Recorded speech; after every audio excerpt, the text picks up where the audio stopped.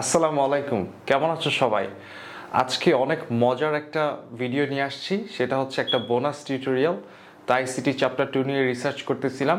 তো পরে ভাবলাম তোমাদেরকে দেখিয়ে দিই কিভাবে তোমরা নিজেরাই একটা নেটওয়ার্ক তৈরি করতে পারো। তো তাহলে এই এক্সপেরিমেন্টটি আমি আমার বাসায় করতেছি, তোমরাও চাইলে তোমাদের বাসায় করতে পারো। তাহলে চলো দেরি না করে দেখা যাক। তোমরা আমার হাতে দেখতে পাচ্ছ একটা মিডিয়াম, এবং মিডিয়াম বলতে আমরা বুঝতেছি কি, যেটা সেন্ডার এবং রিসিভারের মাঝখানে অবস্থান করে, রাইট? তো এই মিডিয়ামটা আর কিছুই না, এটাকে বলতে পারো ইথারনেট কেবল। আমরা আমাদের বইতে পড়েছি ক্যাট 5 ক্যাট 6 কেবল, তো এটা হচ্ছে ক্যাট 6 কেবল। তো এই ল্যাপটপটা দিয়েই এই কেবলটা দিয়েই আমি আমার সামনে থাকা দুইটা ল্যাপটপের মাঝে সংযোগ তৈরি করব। তাহলে আমি সংযোগটা কিভাবে করতেছি তোমাদেরকে দেখাই। তো যেহেতু আমার এই ল্যাপটপে সরাসরি যেহেতু RJ45 পোর্ট নেই, তো সেহেতু আমি একটা কনভার্টার ব্যবহার করতেছি, যেটা দিয়ে আমি RJ45 থেকে ইউএসবিতে নিতে পারবো। তো এখন আমি প্রথমটা কানেক্ট করে দিচ্ছি আমার ডান পাশে থাকা ল্যাপটপটাতে। তো যেটাতে তোমরা দেখতে পাচ্ছ রেড কালারের একটা ওয়ালপেপার দেওয়া আছে। অন দ্য আদার হ্যান্ড, আমার বাম পাশে যে ল্যাপটপটা আছে এটাতেও কোনো RJ45 পোর্ট নেই, তো এই কারণে এখানে আমি একটা কনভার্টার ব্যবহার করছি। তো এটাতে তোমরা দেখতে পাচ্ছ ব্লু কালারের একটা ওয়ালপেপার দেওয়া আছে। তো এই রেড ল্যাপটপটা ব্লু ল্যাপটপটার সাথে কমিউনিকেট করবে। তো পরবর্তী পুরো ব্যাপারটাই তোমরা কিন্তু অলরেডি দেখতে পাচ্ছ যে ইতিমধ্যে দুইটাকে যদি আমি একটু ভালোভাবে প্লাগ ইন করি, ইতিমধ্যে এখানে কিন্তু ব্লিঙ্কিং হচ্ছে। তো পরবর্তী ঘটনাটা আমি ল্যাপটপের ভিতরে স্ক্রিন শেয়ার করার মাধ্যমে দেখাচ্ছি। তো এখন আমি কিন্তু আমার প্রথম ল্যাপটপটায় চলে আসছি। তো এখন আমরা আইপি অ্যাসাইন করব। স্ক্রিনে ইনস্ট্রাকশন তোমরা দেখতে পাচ্ছ। আমরা চলে যাব কন্ট্রোল প্যানেল থেকে নেটওয়ার্ক অ্যান্ড ইন্টারনেট। তো সেখান থেকে নেটওয়ার্ক অ্যান্ড শেয়ারিং সেন্টারে চলে যাব। তো নেটওয়ার্ক অ্যান্ড শেয়ারিং সেন্টারে গেলেই কিন্তু অ্যাক্টিভ কানেকশনগুলো দেখা যাবে। তো এইখানে এই কানেকশনটার উপরে যখন ক্লিক করব তখন আমরা দেখতে পাবো প্রপার্টিস থেকে IPv4 ক্লিক করে আমরা এখানে use the following IP address অপশনটা সিলেক্ট করব। এইখানে আমরা যে কোনো একটা প্রাইভেট আইপি অ্যাড্রেস অ্যাসাইন করব। তো এই ক্ষেত্রে আমি অ্যাসাইন করতেছি 192.168.200.10। তো এইটার জন্য আবার একটা সাবনেট মাস্ক প্রয়োজন। তো মূলত এই সাবনেট মাস্কটা প্রকাশ করতেছে তোমার এই আইপি অ্যাড্রেসের কোন পোর্শনটুকু নেটওয়ার্ককে বোঝাচ্ছে আর কোন পোর্শনটুকু হোস্টকে অর্থাৎ তোমার ডিভাইসকে বোঝাচ্ছে। তো এইখানে যেহেতু 255.255.255 এর মানে হলো প্রথম 3টা ঘর বোঝাচ্ছে নেটওয়ার্ক পোর্শন, এবং লাস্টে যে 10, এই 10টা বোঝাচ্ছে আমাদের এই ডিভাইসটাকে।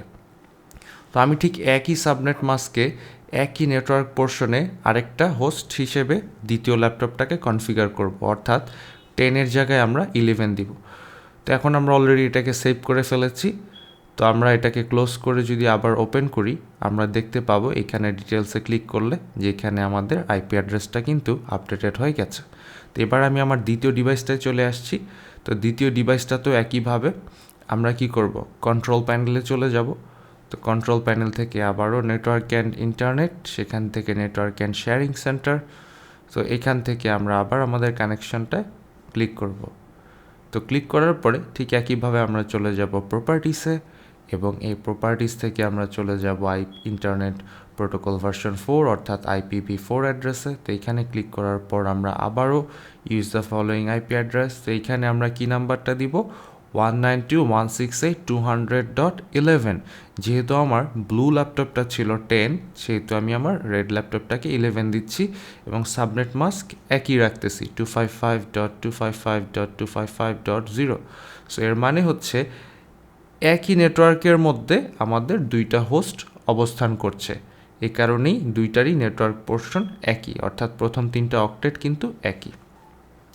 তো যাই হোক, এ পর্যায়ে আমরা এটাকে সেভ করে ফেলবো, এবং সেভ করার পরে আমরা দেখব যে দুইটা মেশিন দুইটা কম্পিউটার কি একে অপরের সাথে কমিউনিকেট করতে পারে কি না। তাহলে ওকে ক্লিক করছি। তো এখান থেকে আমার এটা সেভ হয়ে যাচ্ছে। তো এখন আমরা আসলে চেক করব যেটা আপডেট হয়েছে কি না। হ্যাঁ, এখানেও কিন্তু আইপি অ্যাড্রেসটা আপডেট হয়ে গেছে। তো এখন যেটা হবে সেটা হচ্ছে আমরা চেক করে দেখব যে দুইটা ল্যাপটপ কি একে অপরের সাথে কমিউনিকেট করতে পারে কি না।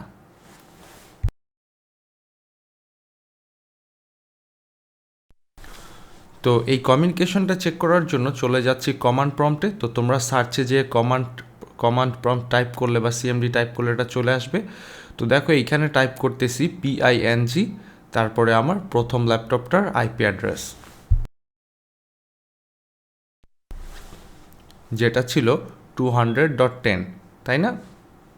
তো এখন যদি আমি এন্টারে ক্লিক করি তাহলে কিন্তু আমি দেখতে পাবো যে আমরা কয়েকটা প্যাকেট পাঠানোর পরে আমার ওই কম্পিউটারটা প্যাকেটগুলো পায় কিনা।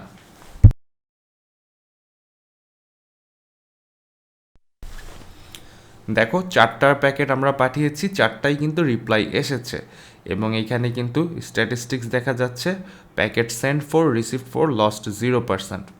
তো তার মানে আমাদের কমিউনিকেশনটা সফলভাবে হয়েছে।